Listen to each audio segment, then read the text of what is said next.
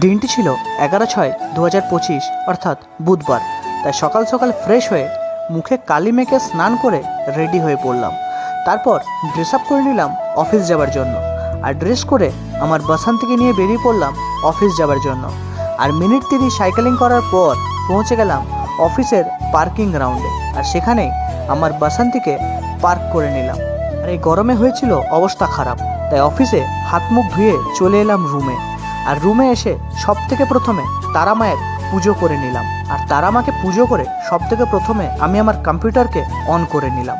R computer on করতে না করতেই আর্লি মর্নিং ট্রেডিংয়ের একটা সেট আপ করলাম, যেখানে আজকে আমার ট্রেডিং ছিল টাটা মোটরসের ওপর। আর প্রথমেই ছিল 550 টাকার লস। তাই সব কিছু বন্ধ করে আবার আমি কাজে মন দিলাম। ঘড়ির কাটায় বাজে 12:50। তাই ভাবলাম লাঞ্চটা করা যাক। বাট লাঞ্চে যাওয়ার আগে ভাবলাম আমার ট্রেনিংটা একবার চেক করে দেখা দরকার। আর তাই সেটা খুলতে না খুলতেই দেখি আজকে ছিল 14,000 টাকার মতো লস। তাই সেটিকে বন্ধ করে সোজা চলে গেলাম লাঞ্চের জন্য। আর লাঞ্চ থেকে ফিরে এসে রুমে বসেছিলাম, বিকজ সেকেন্ড হাফে সেরকম কিছু কাজ আজ ছিল না। আর তাই নিজের সাথেই একটু খেলা করে নিলাম। ঘড়ির কাটায় 5:50। তাই রেডি হয়ে পড়লাম বাড়ি যাবার জন্য। আর নিচে এসে বাসান্তিকে নিয়ে বেরিয়ে পড়লাম বাড়ির উদ্দেশ্যে।